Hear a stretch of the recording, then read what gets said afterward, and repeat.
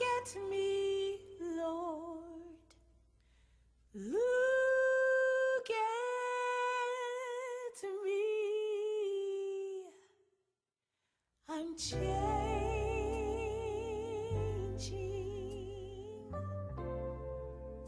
trying every way. Hello, my beautiful sisters, and welcome to this week's Change Motivator. I'm so glad to join you again for another week. This week begins our first session as we begin to talk about still what's our why. What has you? This is the first week where we look at the first steps that I gave you last week that focuses on self-awareness. It's so important that when we begin to think about the process of change, we're aware of who we are.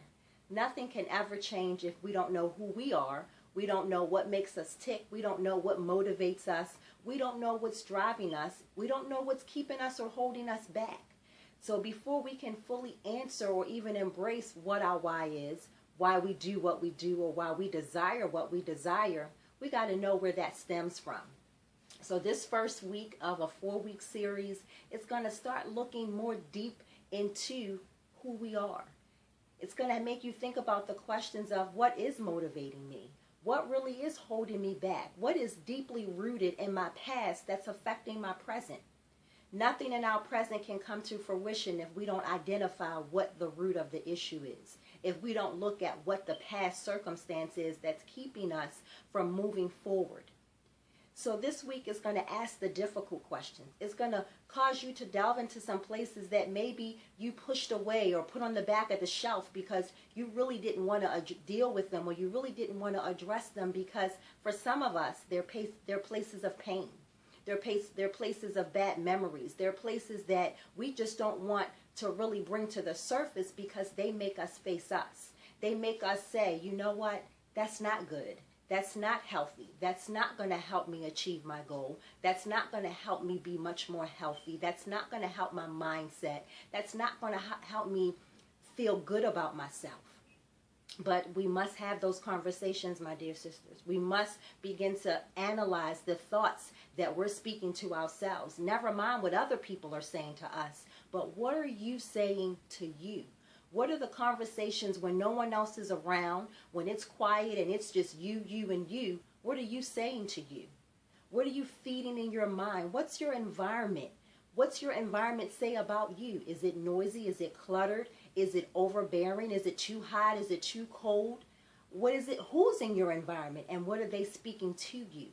So this week is a deep, in-depth study or analysis, I'll say, of you. I just want you to listen to what I'm saying to you this week.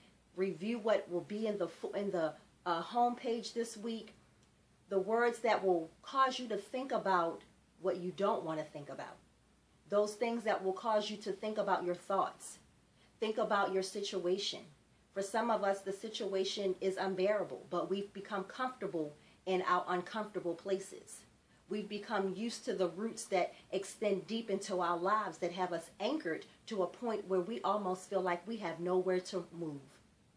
But I want you to be encouraged this week, because even though you're going to spend some time with you this week, what better place to spend it? What better person to become, to know, other than you? Our message opens this week with an encouraging and empowering message that says when we realize who we are, we realize the gifts that are on the inside of us. We realize that we are these amazing people. We're these amazing beings that don't need outside recognition or reward to validate us.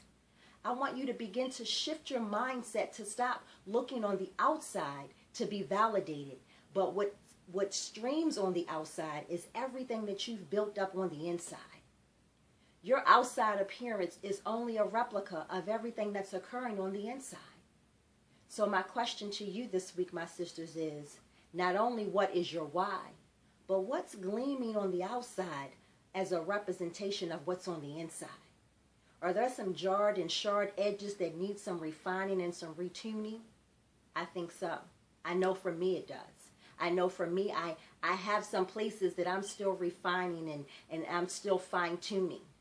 But there's some places that I've arrived from that I thank God they are my past. So I can fully analyze myself today and say, what has me?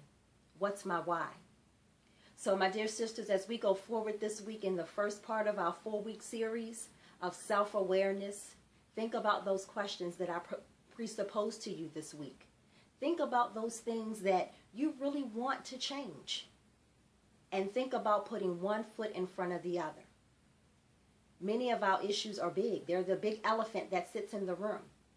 But we can conquer that elephant one bite at a time. This is not about conquering every issue in 1 week, but it is the beginning of looking at the root of the issue and how we can stop scratching the surface. So I'm encouraged this week as we begin this journey together. I hope you'll have your journals and your pens so you can begin to write down your thoughts, your visions, your desires, your wants. You can begin to assess the plan, write the plan, and begin to make an action towards accomplishing the plan. And I promise you, you will indeed begin the journey to changing from the inside out.